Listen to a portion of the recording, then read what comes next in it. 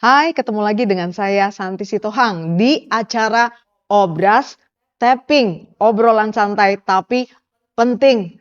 Teman-teman, kali ini luar biasa banget loh, karena ngobrol aku akan ditemani oleh temen aku juga, seorang mama muda cantik. Dia punya cerita kisah yang luar biasa yang pastinya akan jadi berkat untuk kamu semua. Yuk, langsung aja kita kenalin. Ini dia. Namanya Natali, teman-teman ya. Yuk silahkan perkenalkan Sista. Ya, halo teman-teman semuanya. Nama saya Natalia Batubara. Saya asli dari Medan. Horas, Bah. Horas. Iya, Iya. usia saya kelahiran 87 berarti menuju 37 tahun ya. 30, ya sekitar gitulah gitu. Dan sudah menikah, punya satu anak yang lucu usianya menjelang 5 tahun. Kira-kira Nam- seperti itu perkenalannya. Nama anaknya tuh Angel ya kalau nggak salah Angel, ya. Angelia. Teman-teman, Angel tuh lucu banget, dia bisa nyanyi, dia pinter banget. Nah, teman-teman, hari ini kita akan mendengar kisah bagaimana perjalanan ibu satu ini ya. Dari dulu, dari nobody, sekarang menjadi somebody. Somebody juga belum tahu somebody yang mana. Iya, Somebody dalam apa ini ya? kita semua pasti tentunya punya kisah yang luar biasa. Dan kali ini uh, Sister Natalie yang akan menceritakan. Nah, tapi sebelum itu, kegiatannya apa nih, Sister? Kalau saya punya banyak peran ya, ibu rumah tangga iya, Hmm, istri iya. oke. Lalu sekarang menjadi seorang tim leader di satu universitas swasta di area Tangerang. Oke. Lalu sekarang juga terlibat sebagai Satgas PPKS yang juga ada di universitas seperti itu. Oh, jadi banyak banget ya. Ya, Jadi istri, istri punya anak satu. punya anak satu. Nah, ini aja udah capek ya, udah banyak Oh banget iya sih. kegiatannya. Udah gitu kamu jadi one of the leader Iya. dari Universitas UMN. Mm, mm, mm. Pelayanan juga di R2B, jangan Iya, lupa. komunitas Dartubi. Gitu ya. Dia bagian si milikiti teman-teman ya, apa aja dia kerjain. Worship leader, sharing, macam-macam. Jadi hari-hari ada waktu istirahat nggak? Banyak waktu Oh, istirahatnya. banyak juga. Ternyata kamu bener time manajemennya bagus banget ya. Ya nggak sefokus itu, tapi ya bisa lah. Selalu ada menemukan celah-celah di mana kita bisa istirahat lah. Oh, oke oke. Mm-mm. Nah, teman-teman, Natali ini punya masa lalu yang cukup kelam. Boleh nggak diceritain apa itu? Aku percaya banget sih teman-teman di luar sana juga mungkin ada yang ngalamin dan sekarang masih dalam masa berjuang ya untuk memulihkan diri. Nah, Natali ini punya cerita bagaimana hidupnya dulu itu ya sulit ya gitu ya. Berjuang untuk bisa bangkit itu nggak mudah. Boleh diceritakan. Ya, aku tuh berangkat dari keluarga yang keluarga besar ya. Ada 5 bersaudara Oke. gitu, dan aku anak kedua. Dan kebetulan kami itu berangkat dari keluarga yang kita katakan ekonominya ya nggak terlalu oke-oke lah gitu. Jadi karena memang orang tua bekerja semua sibuk, lalu Mhm, kami anak-anak karena orang tua sibuk menyekolahkan kami waktu itu kan 5 orang sekolahnya di sekolah swasta semua dan mhm, pada situ kan mahal gitu ya. mhm, Nah 5 orang, jadi orang tua dari pagi sampai sore udah keluar rumah dan kami semua raise ourselves lah gitu lah, mhm. tumbuh sendiri gitu. Jadi dari sana kami itu nggak diperhatiin sama orang tua dan kami tinggal di antara tetangga yang, kita katakan nggak mengenal Tuhan gitu ya. Jadi Mhm. ada satu momen di mana, kami ada 4 perempuan seperti itu, mengalami yang namanya, pelecehan seksual gitu ya. Pelecehan seksual. Berarti Mhm. bukan cuman Sista? Bukan, jadi kami ada 4 gitu ya. Ada dari kami semua kami semua mengalami gitu ya, mulai dari orang terdekat, tangga, bahkan kami juga dibully gitu ya. Karena Oh, memang kami waktu itu kecil itu nggak diizinkan main keluar. Jadi mhm, kalau mama atau bapak pergi ke gereja mhm. atau pergi bekerja, kami itu dikunci dari dalam gitu ya. Oke, Dikunci dari luar dari gitu ya, luar, nggak iya. boleh keluar main gitu ya. Lalu nanti ada teman-teman dari tetangga datang ngebully, apa namanya, ngelemparin, ngenyobek apa, sofa dari jendela seperti diejek, lalu mereka, kan kebetulan rumah saya itu, bedeng ya, bedeng dibatasin papan, di Mhm, atasnya itu kan kelihatan lah gitu kalau dia manjat gitu, namanya anak-anak yang masih suka manjat gitu ya. Mhm. Tetangga itu suka manjat, terus pada saat mereka manjat, mereka tuh menunjukkan alat Hah? kelaminnya ke kami gitu ya. Itu Ditunjuk anak-anak umur berapa? masih kecil-kecil, mungkin masih sekitar SD, SMP, seperti itu. Waktu itu kalian umur berapa? Kamu umur berapa? Masih SD juga, masih umur sekitar 4 atau mungkin 5, Kakak udah masuk SD gitu. Jadi ya masih inget ya, kalau trauma-trauma itu secara sadar nggak sadar kita masih ingat ya, Pasti tapi, ya. sangat mengingat sekali gitu. Dan ada banyak kejadian-kejadian yang membuat kita pada waktu itu belum tahu kalau itu kita sedang dilecehkan, Pada waktu itu karena pada memang waktu masih itu. kecil ya. Iya, nggak tahu. Nah, itu masih kecil. Beranjak, remaja, dewasa, apakah masih ada kejadian-kejadian soal pelecehan ini? Masih ya, kadang, ad saya malah tetangga ya, ada tetangga dekat, ada juga dari keluarga dekat gitu ya. Dulu saya itu dipanggil bondon gitu ya, Bondon.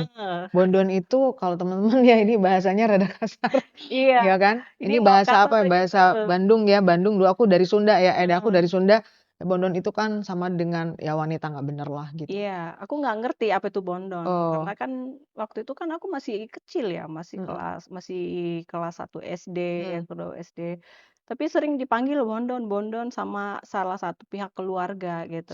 salah satu pihak keluarga? Iya gitu, Oke. dan aku Umurnya berapa Sista waktu itu? mungkin 6 atau 7 tahun ya, 6 7 heeh, tahun? Oh, masih kecil ya? dan Oke. yang paling aku ingat itu aku pernah dipanggil gitu ya, "Sini kamu Bondon," gitu kan, lalu aku dikasih duit gitu kan, lalu kasih duit lalu tangan Kamu terima? aku terima karena aku sama sekali nggak tahu ya gitu. Oke. Kita kita pikir itu keluarga terdekat, kita itu adalah kalau keluarga saya bilang ya harus hormat sama Ya, keluarga, apalagi mereka udah besar, dewasa gitu ya. betul Terus, betul. "Sini," gitu dipanggil, terus apa gitu. Sebenarnya saya udah punya trauma ya, saya nggak tahu itu pelecehan, tapi ada rasa takut di Takut. hatiku gitu, ada rasa takut. Jadi kalau mereka datang ke rumah aku tuh, aku sebenarnya sembunyi gitu, sembunyi di bawah kolong, sembunyi di balik pintu, atau berusaha Mmm, main keluar supaya aku nggak ketemu sama mereka gitu. Tapi entah kenapa satu hari itu aku ketemu ke gap gitu dalam rumah dan dipanggil, terus dikasih kayak dulu koin 500 itu udah banyak banget ya, oh itu tahun oh ya, 90-an berapalah gitu ya. oke. Lalu aku dipanggil, lalu aku dikasih gitu, "Nih kamu mau jajan nggak?" Gitu, "Mau Mmm, beli bonbon?" Gitu kan, dikasih mhm. duit, terus tangan aku ditarik dan dimasukkan ke dalam celananya dia. Hah? Iya, dan aku nggak ngerti, ya tangan aku ya dipegang ya, terus langsung menyentuhlah alat kelaminnya. Nah, setelah itu aku entah bagaimana berapa lama aku nggak ingat, terus Mhm aku merasa nggak nyaman, terus aku bilang, "Nggak mau," gitu, langsung mhm. lari gitu. Nah, dan itu masih terngiang-ngiang di kepala gitu, dan orang tua nggak tahu gitu, Orang tua nggak orang tahu. tua nggak tahu gitu. Bahkan ya banyaklah hal gitu. Terus beranjak remaja, dewasa gitu, nggak ngerti juga kalau itu udah pelecehan seksual. Mmm, Masuk dalam kantor ya, masuk dalam kantor usia bekerja 20 ya 24, 25, ya memang karena aku udah bekerja sih dari dulu ya. iya, SMP, SMA udah biasa membantu orang tua mencari nafkah karena memang ekonomi kita nggak oke waktu itu, jadi kita ya dituntut untuk, membantu orang tua memenuhi uang sekolah seperti itu. iya iya. Udah gitu, lalu pada waktu itu, saya cari-cari kerjaan, masuk satu wilayah kerjaan, dan di sana atasan saya juga ya awalnya care gitu Mmm, ya. Care, perhatian, saya pikir, wah ini kasih Bapak gitu, karena memang mhm waktu itu saya juga nggak orang tua saya perhatian, tapi ya lebih banyak sering main di luar gitu, orang mhm, tua saya lebih jarang di luar. Jadi kita tuh kalau dibilang penuh dengan kasih sayang orang tua, nggak juga gitu mhm ya. Cuman ya orang tua sibuk, malam-malamnya kita berdoa, tapi kita nggak ngerti gitu. Lalu, kerja, awalnya care, terus aku kayak seneng gitu perhatikan. diperhatiin, sering dikasih hadiah, tapi kemudian lama-lama sini sudah mulai mengarah ke satu hal yang udah nggak pantes gitu Mmm, ya. Jadi tiba-tiba aku pas waktu keluar dari toilet, kantor, tiba-tiba, "Eh, Lia kamu tinggi tinggi sekali," gitu ya, mhm. "Coba diukur dulu tinggi badannya dengan aku," gitu. Pas diukur tinggi badannya, tiba-tiba, aku merasa kita kan udah kerja berapa lama kok tiba-tiba ngomongnya garing gitu ya, Mhm, kenapa ngurusin masalah tinggi badan gitu. Lalu aku mhm. kok jalan tiba-tiba dirangkul dari belakang gitu, Mmm, "Udah kamu jangan pergi dulu, tunggu dulu di sini," gitu. Dan itu aku langsung, berontak ya karena iya merasa iya nggak nyaman pasti, karena dia sudah betul. berkeluarga Iya gitu dong, kan. betul. Akhirnya berontak, aku langsung kabur ke depan. Terus teman-teman nanya, "Kenapa Lia?" Enggak kenapa." Dan waktu itu aku nggak punya pengetahuan apapun tentang yang namanya pelecehan seksual. Oke, Sampai suatu hari aku terlibat dalam sebuah pusat pengembangan anak, ikut merintis, dan di sana ada sosialisasi tentang, pelecehan seksual. Di sana aku baru tersadar bahwa, oh, ternyata aku selama ini dilecehkan gitu ya. mhm mhm. Ternyata selama ini itu bukan sesuatu hal yang pantas aku terima gitu. Iya Tapi kenapa? Kadang bertanya-tanya, "Kenapa? Kenapa harus saya? Kenapa harus saya? Kenapa harus kami?" Gitu. Dan, itu menjadi pertanyaan yang tidak pernah terjawab sampai saya usia 25, 26 gitu ya. oke. Bertanya-tanya dan itu menjadi perasaan-perasaan yang terpendam. Itu sih. Jadi artinya kisah ini sebenarnya bukan cuma dialamin oleh Lia ya, tapi Mhm, Lia juga punya adik, 4 mhm, orang itu ya, ada mhm. kakak juga Iya, satu ya, ngalamin juga. mhm, Kamu tahu nggak kisah-kisah mereka juga ngalamin itu sampai umur berapa gitu? Kalau kamu kan berarti sampai umur 24 ya tadi ya? mhm, mhm. Kamu tahu nggak, kamu kalian saling sharing-sharing nggak? "Aku ngalamin Enggak ini." Oh enggak. nggak, jadi kalian berjalan Saling sendiri-sendiri menyimpan aja? rahasia. Oh baiklah kalau begitu, Tapi jadi setelah kami merantau gitu ya, merantau, kami apa namanya, masuk dalam sebuah komunitas gitu ya, mhm, komunitas rohani gitu, dan kami mengalami pemulihan. Di sana kami mulai berani saling curhat gitu. oke, Ternyata ternyata kamu gitu juga gitu. Ada satu hal kami kaget gitu satu mhm, sama lain, ternyata kita sama juga. Karena kan anak-anak dulu kan ya taunya diajak main ya begitu, iya, tapi arah main ini kan sudah nggak sehat sebenarnya, tapi betul, kita nggak tahu juga gitu ya. Akhirnya setelah dewasa, lama juga ya, setelah dewasa lama mhm. baru, Jadi oh, selama bertahun-tahun kalian berjuang sendiri ya, me-manage perasaan-perasaan trauma mhm, yang kalian nggak tahu juga sebenarnya itu iya nggak apa tahu, gitu kan. Nah sekarang gimana, sekarang kan berarti udah bertahun-tahun yang sekarang umur udah mhm, 30 berapa tadi? 30 36. ya 36, tujuh Berarti lah, dari 24 ke 36 itu kan ada sekitar 12 tahun ya, mhm, mhm, dan pasti sudah mengalami pemulihan, ya mhm. kan? Nah bagaimana caranya kamu mengalami bisa pulih dari trauma-trauma itu? Boleh mungkin sharing sama kita? Ya, oh iya, tadi aku sempat singgung tentang retret ya. Waktu itu memang aku kayak, apa namanya, merasa kayak, apa ya, kok aku gini banget sih gitu ya, kok aku merasa kok kayak aku tuh nggak secara manusia itu, kotor gitu ya, Mhm merasa aku kayak memandang diriku itu kayak hina gitu. Lalu aku ikut sebuah retret ya di sebuah gereja di mhm, Puncak pada waktu itu, aku mendengar firman Tuhan pada waktu itu dan berkata, Tuhan itu membasuh dosa kita gitu. Tuhan itu mmm, membersihkan kita dari semua dosa-dosa kita. Walau segelap apapun, walau yang dianggap dunia ini hina, Tuhan bisa menyucikan itu. iya, Nah, waktu itu kan aku kepengen karena ini ya trauma masa lalu ya, mhm numpuk akhirnya orang tuaku bilang, "Ya udah kamu merantau lah," gitu, "merantau supaya pikiran kamu kebuka." Waktu itu kan karena banyak pikiran, ekonomi keluarga nggak oke, terus aku merasa diriku hina-hina, terus aku pelayanan juga kayak merasa nggak maju gitu mhm, kan, kayak merasa ada nggak yang menghambat betul. gitu ya. Orang tuaku bilang, "Ya udah kamu merantau ke Jawa." Pada Tapi sampai titik itu juga orang tua belum tahu belum ya soal tahu, oke masih aku rahasiakan semuanya oke, dan aku bawa itu, aku pendam gitu ya.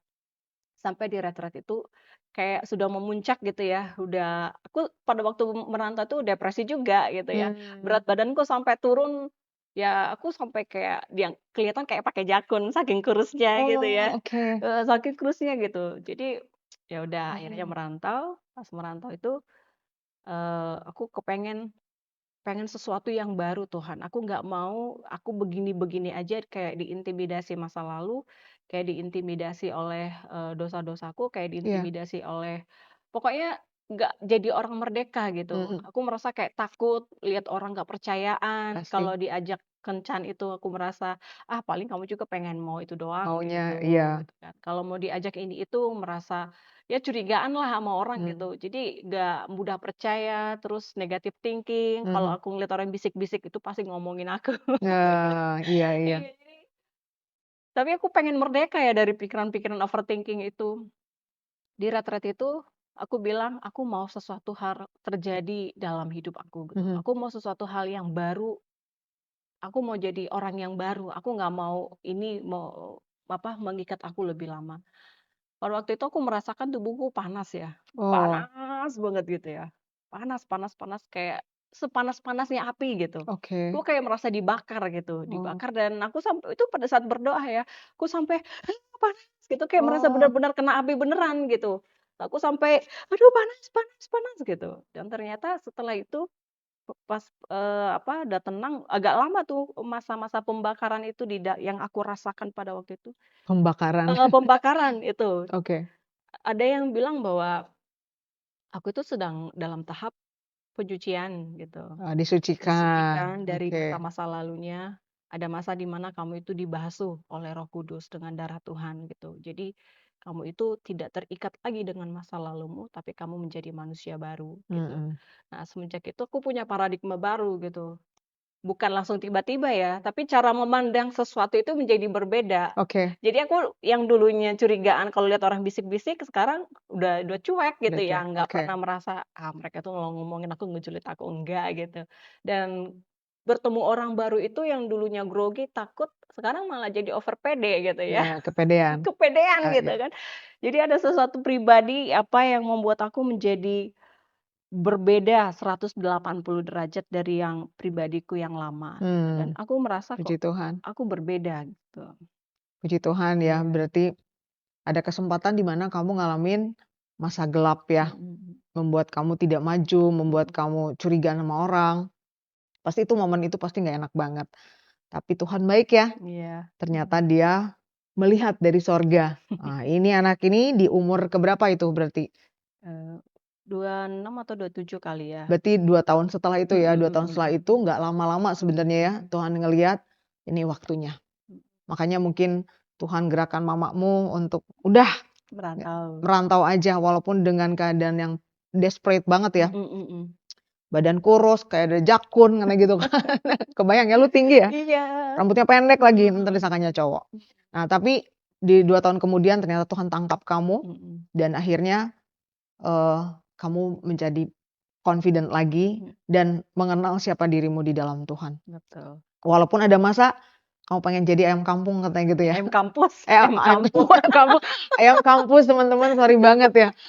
Di stop dong ayam kampung. Soalnya gue ya bener ayam kampus ya bukan ayam Heeh, kampung. heeh, Tapi, maksudnya gini, itu kan suara-suara si jahat ya. mhm, Kan banyak orang yang mengambil keputusan ya untuk, kalau udah merasa dilecehkan sama siapapun ya, merasa diri udah kotor, ya udah sekalian aja nyebur langsung gitu iya ya. betul, Nyebur langsung dapat duit pula, jadi mhm. orang kaya juga gitu kan. Nah tapi puji Tuhannya kamu nggak sampai begitu, kayak ada hati nuranimu, ada suara yang kamu diciptakan bukan untuk jadi Mhm perempuan begitu. mhm Tunggu waktunya dan mhm, akhirnya, mendapatkan istilahnya itu kemuliaannya lagi dari iya, Tuhan ya betul, dikembalikan gitu. Nah luar biasa ya Lia, itu aku sih ya sedikit bisa kebayang lah apa yang kamu rasakan selama ini. Apalagi tidak ada peran dari orang tua, mhm saudara-saudara untuk support kamu, berarti mhm, kamu berjalan sendiri kan. jalan sendiri, Nah sekarang nih udah pulih nih. Nah iya, teman-teman ya, aku ketemu Lia itu tahun berapa ya Li? Kita 2000 waktu oh, ini 2017 kali ya? enggak, kita Oh iya? 2016 kita udah redeem to Oh, bless. Jadi sebelumnya kita ada ISRA kan? iya iya Isra, Ya, heeh, apa ISRA itu singkatan dari apa ya? Indonesia Sejahtera, Nah, kita itu aku tuh ketemu sama Lia itu di ISRA teman-teman ya, sebelum tahun 2016 lah ya. mhm Nah, kita pelayanan bareng-bareng, ya aku lihat, sister ini tuh rajin ya, diminta tolong untuk apa aja juga mau aja gitu. Jadi dia punya potensi banyak banget. Nah, semenjak dari situ aku ajakin sister untuk join di R2B, Redeem to Bless teman-teman. Di situ kita ada 1 tahun ya, ada, 1 tahun, kamu datang ke rumah ya. mhm Waktu itu Lia itu belum menikah gitu ya, belum menikah mhm masih single. mhm, Jadi 1 tahun kami bersama-sama belajar firman, nangis bareng, udah gitu apa, ya belajar firman bareng gitu ya. Sampai akhirnya ada seseorang yang membawa dia pergi dari R2B gitu. iya, Kan akhirnya bertemu dengan jodoh ya waktu itu. Nah, sekarang menjadi ibu rumah tangga. Aku juga dengar teman-teman tidak mudah menjadi seorang, istri ya, Iya. sekarang jadi seorang mama. Boleh nggak cerita apa yang paling berat selama ini yang kamu alami menjadi seorang istri? Ya, karena aku dengar juga, suaminya mengalami sakit gitu ya, Mhm. dan sekarang lagi masa pemulihan. Kalau dibilang masa paling berat, entah mengapa dibilang berat enggak kali ya. Situasinya mungkin kondisinya berat, tapi, yang aku alamin di hati itu nggak berat. Oke, Karena puji ya Tuhan. aku merasa percaya Tuhan pegang kendali. Waktu itu, menikah, ya bertemu dengan suami, ini mungkin tips, buat teman-teman yang akan menikah, tanyakan histori kesehatan calon pasangan kalian. Oh, waktu itu kamu nggak Nggak tahu tahu ya? Oh, nggak oke tahu. oke, jadi Dan itu ya? memang dia nggak jujur gitu kan. Oh, Waktu itu baiklah. kami pacaran, terus dia bilang, "Oh, dia dirawat di rumah sakit," gitu kan. Aku Mhm, pikir, mungkin sakit karena capek, karena pada waktu karena itu kan dia bekerja sebagai auditor di oh sebuah ya, retail terbesar lah jadi dari bisa Korea lembur-lembur gitu. terus kan? Iya, jadi dia pergi ke luar kota, keluar pulau untuk audit, seperti itu. Nah, karena berangkatnya pagi, pulangnya malam gitu kan, mungkin kecapean gitu. Oke, Dan ternyata bukan sekedar kecapean gitu ya, ada tapi histori penyakit yang lebih rumit daripada itu. Jadi nanti mmm, tips buat teman-teman yang akan mau menikah, iya, silakan tanyakan, cek histori kesehatan pasangan betul kalian. betul. Penyakit apa yang diidap maupun penyakit keturunan apapun itu. Ya, jadi waktu itu aku nggak tahu ternyata dia kena serangan jantung Oh, dan oke, wow. harus dipasang ring, tapi dia nggak cerita gitu Iya kan. iya. Nah, jadi waktu itu kita video call, "Kamu sakit apa?" "Ya cuman capek doang," gitu. Ternyata itu Mhm. pas momen tahun baru terus aku bilang, "Ya udah kalau cuman sakit, capek doang kenapa tahun baruan di rumah sakit?" Padahal sebenarnya di situ dia harus pasang ring, tapi karena omongan aku dia bilang, "Ya udah aku mau pulang," gitu, maksa. Padahal keluarganya udah sepakat sama dokter mau pasang ring gitu ya. Jadi ya, nah Mmm, ini komunikasi itu harus terbuka betul gitu, betul, komunikasi harus terbuka supaya kita sama-sama cari solusi, jadi tidak bener. merugikan satu pihak gitu. Waktu itu oke menikah, kemudian menikah ternyata, kan dia punya histori nggak boleh makan makanan daging merah, nggak boleh minum alkohol gitu ya, dan pada waktu menikah itu diembat gitu ya. Nah, Oh, pasca setelah menikah kena serangan jantung oke. lagi. Nah, di situ aku baru tahu ternyata dia punya riwayat penyakit berat gitu. Mmm, Nah, waktu aku menangis gitu ya, menangis iya. bukan karena apa ya, bukan karena dia masuk rumah sakit sebenarnya, karena merasa, "Kok gini banget sih?" Gitu ya, Mmm, dan mhm. di histori keluargaku itu belum pernah ada yang masuk rumah sakit karena penyakit Karena sakit berat, berat, iya. paling cuma nggak jarang lah gitu, hampir nggak pernah lah masuk rumah sakit. Mmm, Kalau misalnya demam itu paling panggil, bidan apa, atau ke dokter itu kali ya puskesmas paling gitu ya? kan, dikasih parasetamol sembuh apa Oh, antibiotik sembuh gitu ya. iya Dan betul. ini sampai pasang kabel di sana sini gitu ya, Kaget jadinya. EKG gitu kan untuk melihat denyut jantungnya. Dan itu kayak aku merasa panik lah gitu, kok ini, Mmm, situasi yang tidak pernah aku inginkan gitu. Kaget, ada rasa penolakan pada waktu itu, "Kok gini banget sih Tuhan?" Aku ada marah gitu ya, "Kok gini mhm, banget sih Tuhan?" Marah sama dia, bukan sama Tuhannya gitu ya. Lalu, pada waktu itu akhirnya ya udah kita memutuskan, "Kamu harus pasang ring," gitu. oke. Nah waktu itu kan aku bilang, "Ya Tuhan apapun yang terjadi ya aku ikut sesuai kehendak-Mu." Dan itu ternyata, berulang berulang dan sampai puncaknya tahun lalu ya kena gejala stroke ya, kena gejala Mmm, stroke karena memang sudah terlalu, penyumbatannya udah kemana mana gitu ya. mhm. Penyumbatan dari jantung kemudian sampai ke otak, akhirnya kena stroke. Wah itu, waktu itu aku udah sampai bilang sama Tuhan, "Kalau dia sembuh, terpujilah nama Tuhan. Kalaupun dia nggak sembuh, Tuhan panggil, terpujilah nama Tetap Tuhan." ya. Iya, tetap artinya aku nggak merasa, apa ya, nggak merasa guncang gitu. Syok pada waktu itu karena harus mendapatkan pertolongan Iya, pertama gitu. Itu yang aku kejar, harus mendapatkan pertolongan pertama. Tapi ternyata kan aku salah pilih rumah sakit gitu ya. Ternyata ya udah, tapi segala sesuatu itu ada waktunya, ada maknanya gitu. mhm. Kayak suami itu kemarin kan dia salah salah perawatan, tapi kemudian aku ada rasa penyesalan, tapi setelah ke sininya aku merasa segala sesuatu itu Tuhan turut campur tangan. Iya. Walaupun terlambat perawatannya, tapi aku mendapat hikmah, dia jadinya berhenti merokok, berhenti Oh, untuk melakukan, apa namanya, begadang dan Mhm. sebagainya. Makan juga udah lebih Iya, sehat ya makan sekarang? juga lebih sehat dan sekarang sudah lebih intens ke Mhm. keluarga, gitu. Di mana dia, apa, yang dulunya sangat aktif, ya serba bisa, sekarang kondisinya, apa namanya, kondisinya pertama kali itu ya invalid lah, bukan bukan invalid, apa, paliatif lah gitu ya. Jadi Cenderung kayak mau mau apa ya, maksudnya nggak bisa nggak gerakin bisa badannya gerak ya? sama sekali. Setengah, apa, Setengah tubuhnya itu paralyzed ya apa ya, lumpuh sedikit lumpuh, gitu ya? iya. Oke. Jadi ya memang harus dibantu, jadi ya memang harus dibantu untuk perawatannya.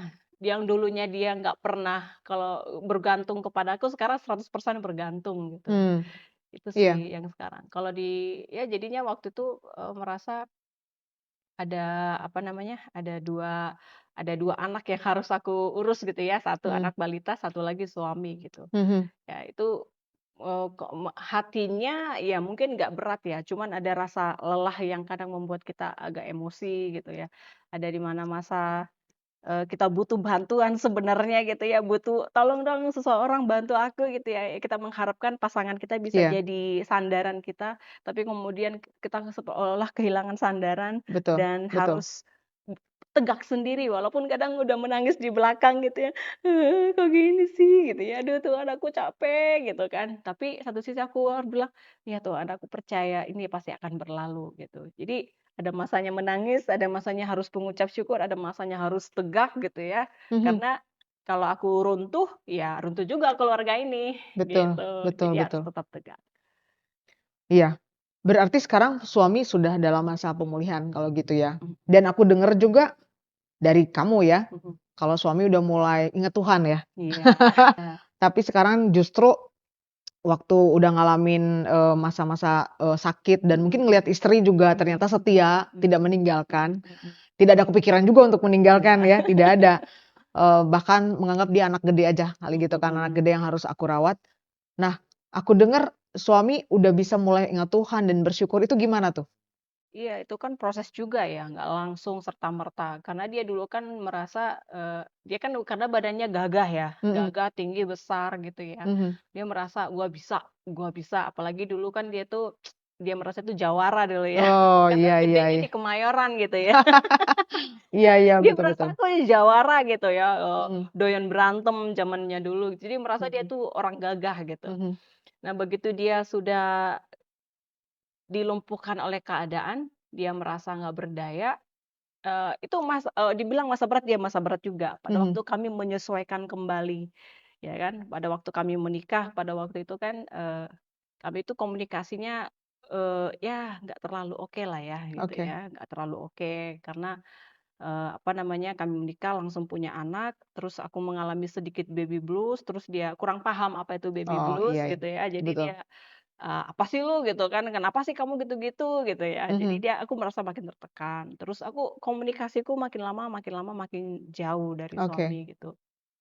Jadi kita kayak cuman tinggal bareng, ada anak gitu ya. Mhm. Dan setiap kali aku berusaha untuk curhat, "Ah udahlah," gitu aja diomongin gitu. Jadi setiap kali Mmm. kami mau bercerita dia tuh nggak pernah mau memberikan telinganya gitu. Iya. Dan akhirnya setiap kali aku kasih kritik, "Udahlah udahlah," gitu, udah langsung pergi pergi. Oke. Ada masa-masanya kami tuh sangat sangat, apa ya, kayak kucing dan anjing gitu ya. Jadi Bertengkar terus saling saling saling gonggong, saling mengeong gitu ya, dalam keadaan silent ataupun dalam keadaan terang-terangan gitu. Dalam kondisi ini, ketika dia melihat dia nggak bisa ngapa-ngapain gitu ya, dia sepenuhnya bergantung kepadaku, mmm, dia nangis. akhirnya dia "Kok bisa nangis. kok gua gini banget gitu, kok aku sampai begini bergantung sama orang," gitu. Lalu aku bilang, "Segala sesuatunya Tuhan tuh punya rencana, Iya. ada rencananya, ada maksud tujuannya." Dia awalnya nggak bisa melihat, tapi karena memang aku sering memperkatakan firman di depan dia, Mhm. aku berdoa di depan dia, aku ucapkan kata-katanya, "Kesembuhan milik suami saya akan pasti disembuhkan oleh Tuhan." Iya.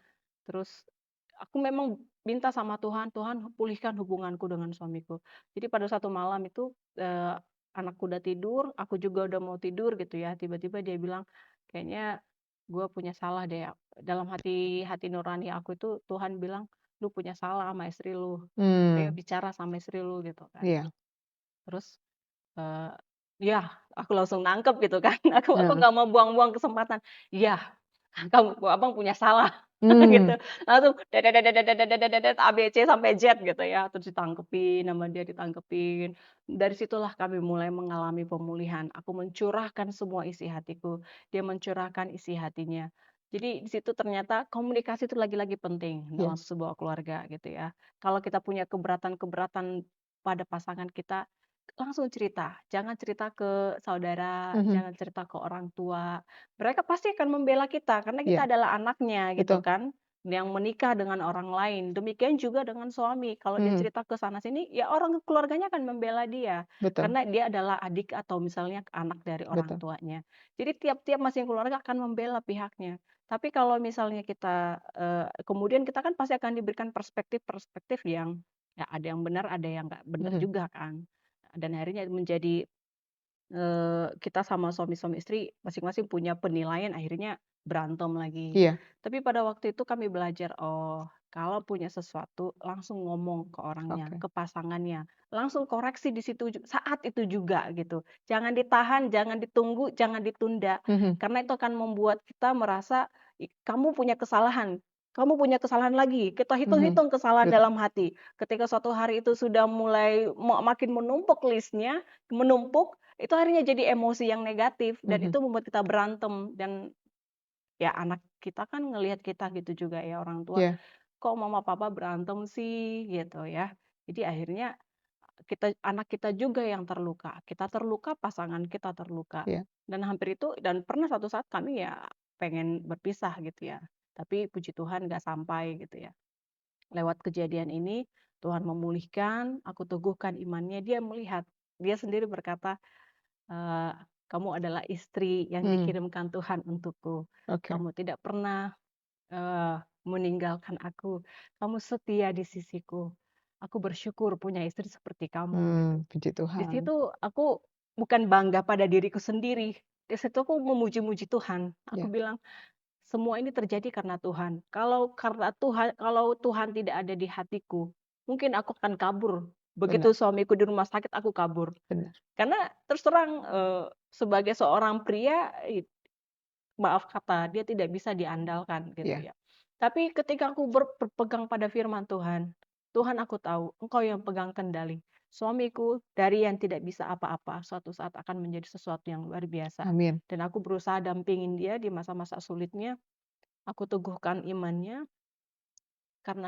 karena kita ya, karena kita percaya sama Tuhan, iman kita tuh tertular ke dia. iya, betul, Dan akhirnya dia semakin melihat, akhirnya dia mulai beriman, "Aku pasti bisa berdiri." Dia bisa berdiri. "Aku pasti bisa amin, berjalan." Dia bisa berjalan. mmm, "Aku bisa pasti melakukan ini." Dia bisa. Sekarang udah bisa nyetir mobil, udah bisa bawa oh iya, motor gitu ya. udah hampir sempurna lah ya Hampir semua, sempurna, cuman ya tangannya masih belum sempurna lah gitu. Tapi di satu sisi aku melihat, benar-benar mujizat itu ada. Kalau amin, kita memang benar-benar percaya Tuhan pegang kontrol dalam hidup amin, kita. amin, Itu sih yang yes. aku lihat, dia akhirnya melihat perbuatan itu dan makin hari makin percaya sama Tuhan, gitu. Wow, luar biasa nih, satu perjalanan yang cukup panjang ya, untuk Mhm, kamu bisa tetap setia sampai mhm, sekarang.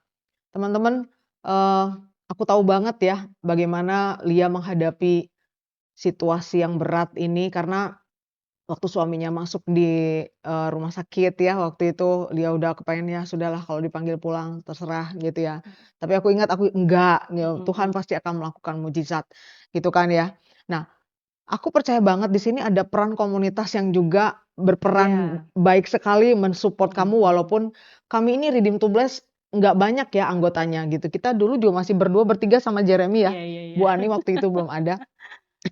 Jadi kita masih bertiga tapi kita biasa ketemu setiap hari Kamis, kita ngobrol, kita mendoakan, Lia cerita apa, aku cerita apa. Jadi kita mama-mama ini kita saling mendoakan, kita Mhm. saling support. Nah, apa sih yang kamu rasakan, peran dari komunitas ini untuk apa yang kamu alami? Pastinya adalah sedikit banyak gitu. Banyak banget malah ya. Jadi, kan aku tuh kan gabung R2B pada saat pandemi ya. Pandemi ya, Heeh, waktu pandemi. dulu kan sempat melayani di satu gereja di Cikini, tapi kemudian karena pandemi gereja itu tutup, Iya, kemudian karena aku juga pindah ke Serpong. karena udah terlalu jauh, ya Mhm. udah aku cari gereja lokal gitu ya, tapi nggak ketemu waktu itu. Terus karena pandemi semua gereja tutup dan aku nggak punya komunitas sama sekali. Oke. Nah, di situ aku masa baby blues-nya sangat berat gitu ya. Mhm. Karena, pada saat itu juga suamiku juga kehilangan pekerjaan, Oh, iya betul. Oke. karena perusahaannya tutup gitu, karena nggak ada Mmm, pameran sama sekali. Jadi betul. semua perusahaan pameran, galeri itu tutup karena memang tidak boleh ada kerumunan orang banyak gitu ya, Oke. kayak konser-konser gitu semua tutup. Akhirnya ya udah kami di rumah. Nah ternyata karena di rumah, kalau kita nggak ada support system yang kuat ya, aku sempat pernah baca berita waktu itu tingkat perceraian tinggi sekali di zaman itu, pada Iya, di masa pada pandemi pandemi itu, iya. heeh, semua alasannya karena ekonomi. Ekonomi dan bosen lihat lu Iya, lagi di rumah. bangun mata kamu lihat kamu Iya, lagi gitu ya. betul. Terus sampai tidur sama matahari terbit kamu lagi, mau Heeh, keluar nggak boleh, ke mall nggak boleh gitu kan. betul. Jadi memang semuanya aktivitasnya semua di rumah dan serba online gitu. Mhm. Jadi, komunikasi kami itu di rumah sangat berantakan gitu ya. Aku stres karena pekerjaan, aku stres juga ngurus anak, aku stres juga harus masak, aku stres harus ngurus rumah tangga. Lalu aku melihat suamiku, "Kok kamu cuman tenang-tenang doang," gitu Mmm, ya, "tolong dong bantuin," gitu ya. Tapi itu aku nggak ungkapkan, lagi-lagi itu karena komunikasi yang nggak langsung mengkoreksi gitu, iya, dan cara mengkoreksi kita itu juga penting gitu betul. kepada pasangan kita. Jangan dengan tone yang tinggi gitu ya, Mhm, tapi dengan, "Minta tolong dong," mungkin lebih halus. Nah, kalau itu kan menggunakan tone yang sangat tinggi, iya, "Jangan ini," jadi kan berisik gitu ya. betul. Karena memang aku sangat ini ya, sangat padat pekerjaannya gitu. Karena di rumah bekerja di pandemi di rumah itu jadi kesannya sibuk sibuk sibuk sekali gitu, nggak punya waktu untuk diri sendiri. Nah, waktu itu, apa namanya, Kakak undang ya lewat Mhm, Zoom, tapi karena bayiku waktu itu masih usia 6 bulan, 6 bulan. aku nggak bisa standby gitu, Mmm, karena dia pasti manggil, aku harus menyusui, apa segala macam begitulah iya. gitu. Waktu aku kemudian pindah lagi ke rumah baru, waktu itu kan, usianya sudah masuk ke 1,5 tahun kali ya, Mmm, antara 1,5 tahun kayak gitulah, mau 2 tahun udah lewat masa-masa MPASI gitu oke. ya. Jadi udah mulai mandiri, udah bisa tinggal main bareng, terus karena memang pada saat itu aku rindu banget ya, rindu ada support system gitu. Terus Kakak undang gitu, nah terus aku join. Tapi ya aku ikut join ya dengan setengah hati ya, setengah hati karena karena memang nggak ada ibadah ya, kepengen ibadah aja gitu. Mhm, Karena bosan lihat ibadah lewat YouTube gitu, kayak mhm, nonton film gitu kan. iya, Nggak kurang kurang inilah, merasa kurang dua arah gitu kan. Nah akhirnya aku ikut R2B terus rutin, terus Kak Santi juga mulai, "Ayo Lia kamu sharing."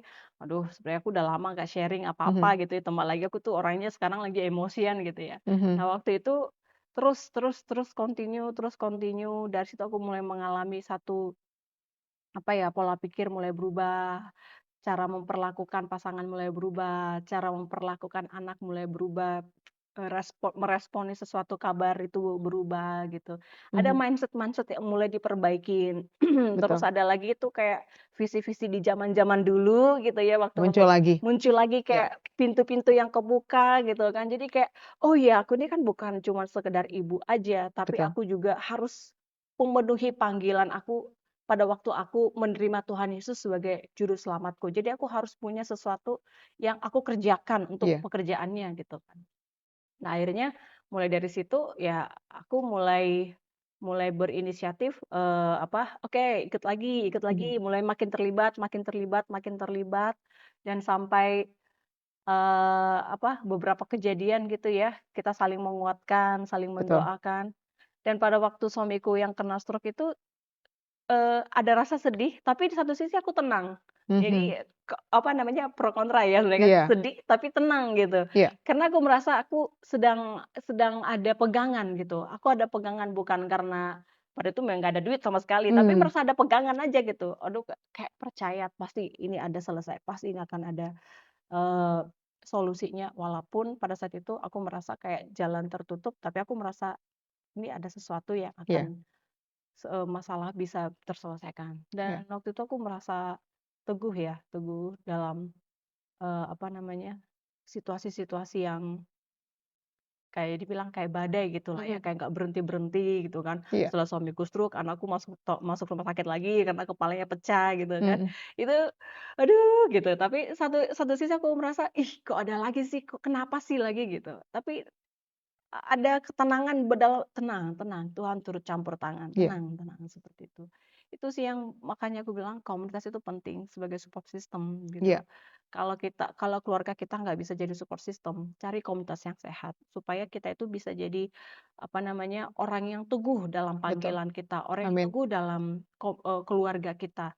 Keluarga kadang memang nggak bisa jadi support system 100% ya, belum tentu bisa memberikan dukungan yang Mhm. positif gitu, memberikan energi positif belum tentu juga. Makanya kita perlu cari komunitas yang benar-benar sehat, yang bisa membuat kita teguh, sehat dalam berpikir, sehat dalam mengambil keputusan, nggak geras-gerusuk, nggak panikan gitu. Iya. Kemudian kita percaya bahwa Tuhan pegang kendali, itu kalau bukan karena komunitas, bukan karena doa-doa, itu nggak akan bisa terjadi sampai hari ini, Iya. gitu. Iya, betul, betul banget ya. Jadi komunitas itu teman-teman sangat diperlukan untuk menjadi support sistem kita. Atau kalau kalian belum mendapatkan komunitas yang mensupport kalian, tetap tenang aja, ada Tuhan Yesus ya, yang sayang sama kamu. Kalau pokoknya ada Tuhan ya, yang sayang sama kamu sampai kamu akan menemukan komunitas yang, terbaik untuk hidup kamu. Nah, kan sekarang kamu jadi leader itu pun berkat ya selama kamu bersama dengan kita ada mujizat-mujizat, kamu ikutan kamu jadi bagian dari Satgas, satuan satuan Tugas petugas untuk, eee, pencegahan bidang kejahatan pencegahan seksual. pelecehan seksual gitu ya. Terus udah gitu kamu juga diangkat ya berkat jadi one of the leader dari Mhm. UMN gitu yang tadinya nggak mungkin kan? Iya iya. Nggak mungkin kan kamu malah pengen keluar karena udah Mhm. berapa tahun kerja di sana. Aku melihat ada banyak mujizat yang terjadi, kepada Lia dan, itu mujizat terjadi kenapa? Pada saat, kita berserah ya kepada Tuhan. Tadi Lia bilang, walaupun ada dalam masalah tapi ada seperti punya pegangan. Aku tiba-tiba ingat ada satu ilustrasi gambar orang di tengah badai, badainya lagi Mhm. mengamuk, terus dia diem aja. Maksudnya dia santai aja, kenapa? Karena ada somebody yang pegang dia, Mhm. yang ada bersama dengannya itu Tuhan Yesus. Mungkin nggak kelihatan ya, Iya. tapi dia itu perlindungannya, penyertaannya, kasih sayangnya itu sempurna banget. Nah, oke, nggak berasa udah hampir 1 jam ya. Jadi gini, apa tips kamu untuk, mama-mama di luar sana atau para perempuan yang belum menikah ya, untuk mama-mama muda yang pernikahan itu kan biasanya 5 tahun pertama itu adalah, masa-masa yang Penyesuaian, goncang-ganjing heeh. goncang-ganjing karena dari 2 budaya yang berbeda bersatu dan, masa krusial lah di mana orang perceraian tinggi itu di umur-umur segitu. Walaupun ada yang udah umur 50 tahun pernikahan juga cerai gitu ya, tapi pada umumnya itu di antara 1 sampai 5 tahun itu. Mungkin bisa kasih, tips and trick apa yang harus dilakukan, walaupun aku tahu proses hidupmu, Masih terus aku juga berlanjut, sama, heeh. masih terus berlanjut, anakmu nanti gede ngadapin ini dan itu, suamimu udah mulai nanti kerja dan segala macam. Nah, apa yang kamu bisa sampaikan kepada teman-teman di luar sana, masalah itu pasti ada, tapi how kita menghadapinya, apa yang perlu dipersiapkan? Ya, silakan. Iya. Kalau kita belum menikah kali ya, Mmm, kalau belum menikah pertama ya kita harus punya yang namanya support system yang kuat gitu. oke. Yang pertama itu kita harus punya iman, pengharapan di dalam Yesus. Percaya kepada Yesus bukan percaya kepada diri sendiri. Dunia mengajarkan kan percaya kepada diri sendiri gitu ya. Mhm, Memang itu benar, tapi yang lebih benar lagi, kebenaran yang sejati adalah kita percaya kepada Yesus Kristus supaya kita bisa dituntun kepada hal-hal yang memang yang terbaik untuk kita. amin. Kadang kita berpikir ini yang terbaik, tapi Tuhan kan tahu mana yang lebih baik lagi untuk kita.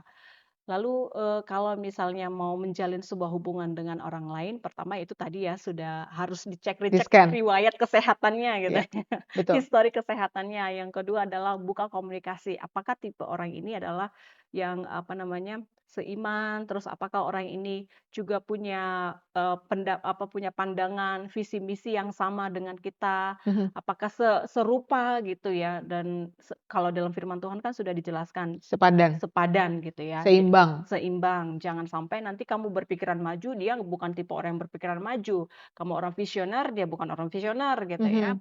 Ada juga kalanya laki-laki nggak suka kalau perempuan itu punya pendapatan lebih tinggi, Iya, atau jabatannya lebih tinggi dari dia gitu ya. Jadi harus dibukakan dengan komunikasi gitu. Prinsipnya, pandangannya dalam sebuah pernikahan, dalam memiliki keturunan itu seperti apa, perlu kita bahas bersama-sama sebelum memutuskan untuk menikah.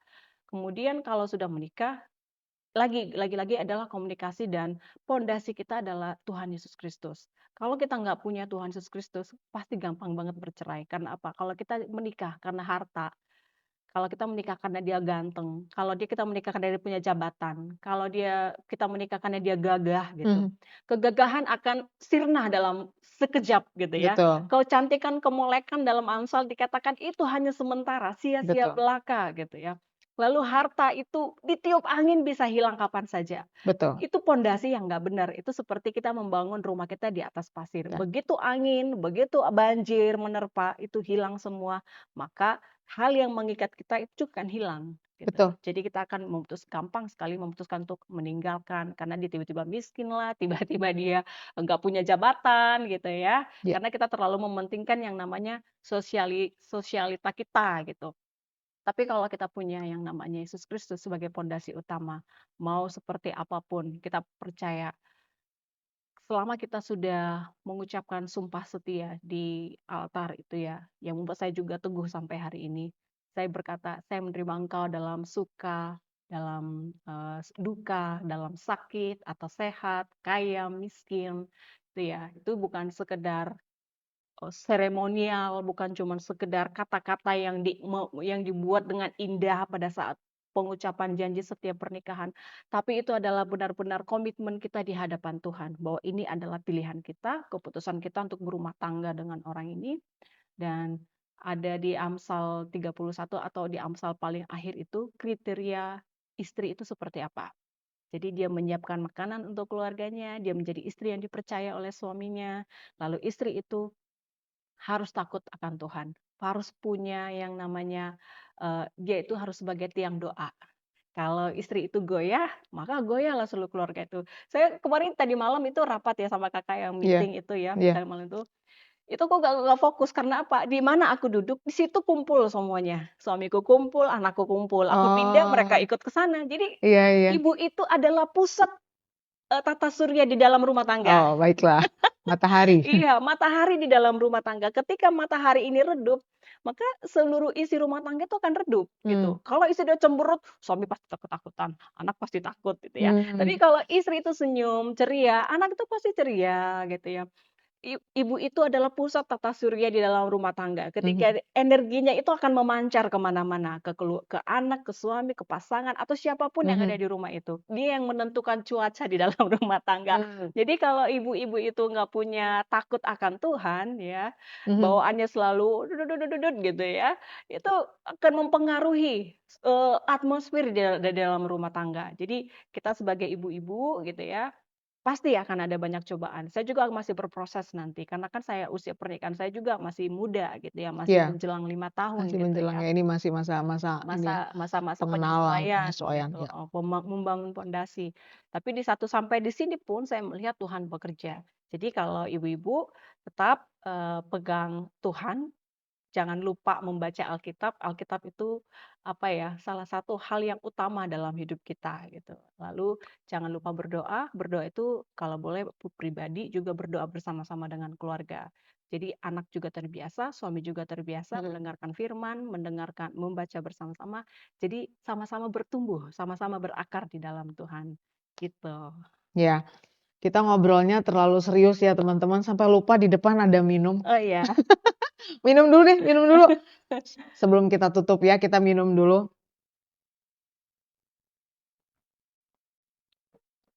Kan tadi ngomongnya banyak, pasti suaranya sreg. Nah, segitu banyak tips yang udah dikasih ya sama Sister Lia kepada kita semua. Aku berharap video pada kali ini menjadi berkat untuk kalian semua.